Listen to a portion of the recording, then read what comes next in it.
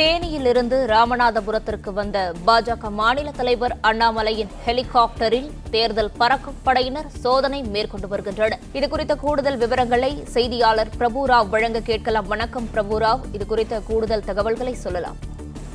நிச்சயமாக தேசிய ஜனநாயக கூட்டணியில் அதிமுக தொண்டர்கள் உரிமை மீட்பு குழுவின் சுயேட்சை வேட்பாளராக பலாப்பழ சின்னத்தில் முன்னாள் முதல்வர் ஓ பன்னீர்செல்வம் ராமநாதபுரம் மக்களவைத் தொகுதியில் போட்டியிடுகிறார். அவருக்கு ஆதரவாக அவருக்கு வாக்கு சேகரிப்பதற்காக பாஜகவின் மாநில தலைவர் அண்ணாமலை இன்று ராமநாதபுரம் மாவட்ட ஆட்சியர் அலுவலக வளாகத்தில் இருக்கக்கூடிய அந்த ஹெலிகாப்டர் தளத்திற்கு ஹெலிகாப்டர் மூலம் வந்து இறங்கினார்.